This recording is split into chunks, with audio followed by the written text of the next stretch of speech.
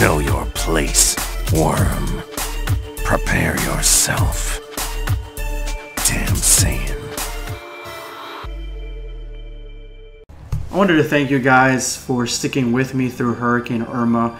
My family had to evacuate last week and I was left here literally alone. Thanks to you guys, I felt less alone in a weird way. I was on the community tab posting a lot of stuff throughout the hurricane, posting updates. A lot of you guys came on there to give me your support or talk to me about certain things. I posted a lot of Dragon Ball Z related stuff, Dragon Ball Super related stuff, so I thank you guys so much. The hurricane devastated a lot of parts of Florida. I was one of the lucky ones, and my heart goes out to those who weren't so lucky.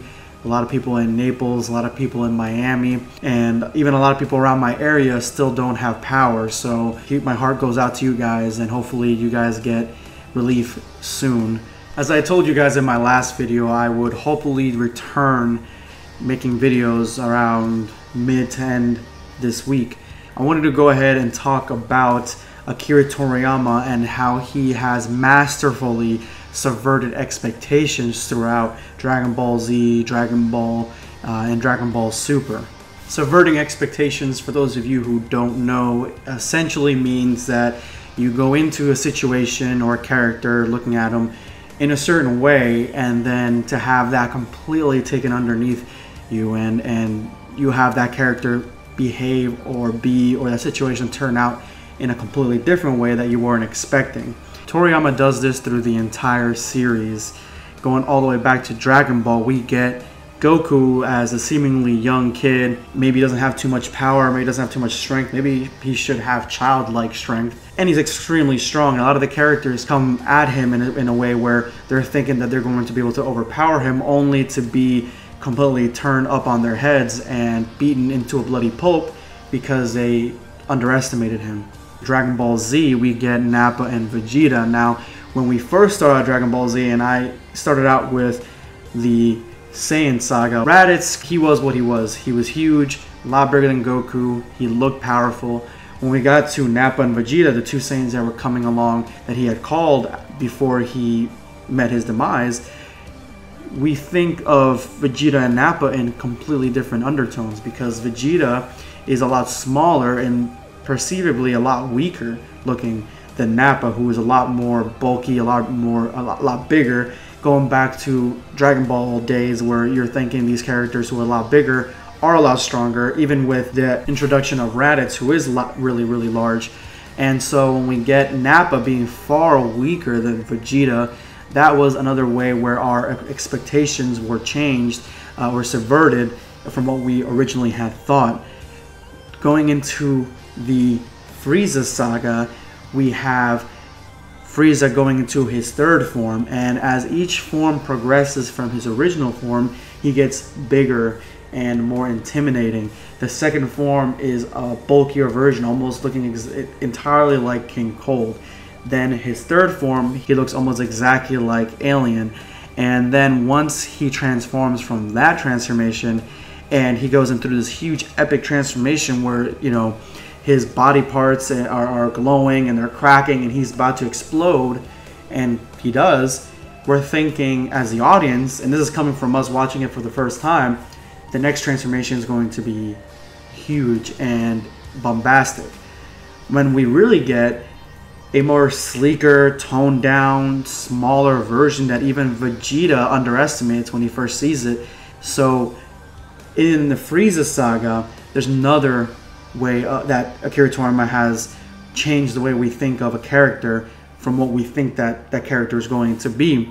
And there's many different versions of this throughout Dragon Ball Z. We have the androids, all four of the androids. We get Android 20, Android 19, an old man and an out of shape, chubby looking clown. And those two characters are stronger, or as strong as Super Saiyans, and we think of them from just visually looking that they are weaker.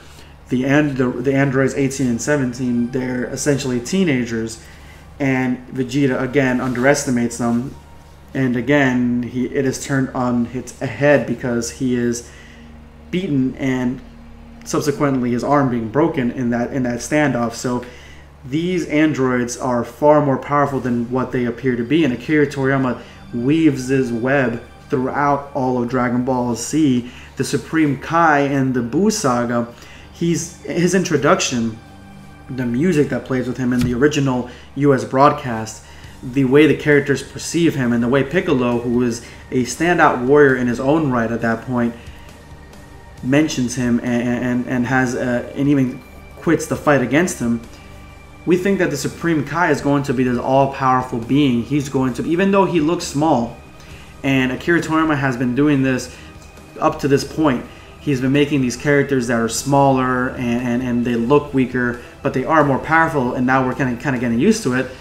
And we're thinking that this character is going to be like that, but then we get a character that is far weaker than anything that we could have ever imagined. And in my opinion, this is probably one of the subverted expectations that I wish hadn't been subverted. I wish that the expectations of him being powerful would have been rightly so, because he would have been a really cool character if he was so. But then as soon as that tournament part of the Buu Saga was over, we find out that he's mistakenly extremely weak. And compared to the mortals that he's watching, the Kais themselves, the Supreme Kais, they're really, really weak. They just have all these incredible powers. This leads to the revival of Fat Buu or Majin Buu, who we think is going to be this tremendous and terrible creature, and it comes out to be a chubby, really cartoonish looking character that Deborah underestimates as well. And a lot of this is repetitive almost throughout Dragon Ball Z, but it's done in a way where it benefits the story, and it's a trademark of Akira Toriyama. I mean, I kind of wish that the characters wouldn't underestimate these beings if they already have had contact with characters that they perceive to be weaker and they have to become stronger. That keeps happening throughout Dragon Ball, and I wish that kind of would stop. But the subverting expectations of having these characters feel like one way, or have us perceive them in one way, and then have them come out completely different. Akira Toriyama is artfully a master in this throughout Dragon Ball. And this does not end in Dragon Ball Super. When we found out there's going to be a new movie coming out, the Battle of Gods movie, before we found out anything about what the new transformation of Goku was going to look like, the Super Saiyan God transformation, our expectations, at least mine, were that this was going to be looking a lot like maybe Super Saiyan 4, essentially, or Super Saiyan 5, or something along those lines, where he looks more bulked up. Maybe he's got a bunch of tattoos, or maybe his hair is wildly crazy.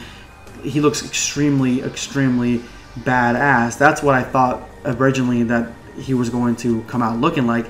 And to a lot of people's disappointment, but I think now the community has really gone in this direction and has really embraced this simplistic style of Akira Toriyama. We get Super Saiyan God looking like a skinnier version of Goku, but he looks exactly like Goku's base, just with red hair, almost like Kaioken Goku. And this simplistic style really is Akira Toriyama's other trademark, and it pushes it down the line deeper into Dragon Ball Super, more undertones that it takes. We get Super Saiyan Blue that essentially is just regular Super Saiyan but with blue hair, but it works. It really does. And going from actually Super Saiyan God to Super Saiyan Blue, knowing that there was going to be a new transformation, more than likely a lot of people would have assumed that that's what it's going to look like. Maybe they thought that, I originally had thought that it was going to be Super Saiyan with red hair. That's what, going from the Super Saiyan God transformation, I never would have imagined it would have been blue. But it's just a great example of Akira Toriyama bringing his A game when it comes to making us believe one thing and then completely change our perception of it and make us and bring the reality to us and surprise us. The Omni King comes out of nowhere. He's the king of all, but he looks like a child, and he essentially looks like he's powerless. But again, we've seen this before, and we know for a fact that even though he looks this way, he's not this way. And Akira Toriyama tried to do this thing in Universe 6 arc where he makes Monaka, who also looks powerless, and pushes the idea that he is powerful until we find out that he's not. And then we find a character that, on the level of weak looking, the Omni King looks weak, almost on the same level as Monaka does. And then we find out that he is the king of all. He can erase universes. He's the most powerful being so far that we know in Dragon Ball Super. I just think that this is something that Akira Toriyama does so well, that Dragon Ball Super or Dragon Ball Z, Dragon Ball in general, is a trademark of the series, and I think that this really foreshadows what's going to happen later on in the future. A lot of people have all these questions, all these anticipations, all these expectations of what's going to happen in the future. Are the angels actually sinister? Is Jiren really the most powerful being, the mortal that cannot be Hakai? Or does he have a weakness that Goku may exploit? And how exactly does Goku go into his limit breaker, quote unquote, limit breaker transformation, the new transformation he's going to be getting in the Tournament of Power? What is it? These are all questions that, if we just look back on Dragon Ball's history, we more than likely can answer them relatively easily. And we'll see exactly if those answers are correct in, I would say, the next month or two. Anyway, guys, thank you so much for watching. If you have any questions, let me know. Any input, any more examples that I might have missed, put them in the comments below, let me know. This is going to be Dragon Ball Black signing off.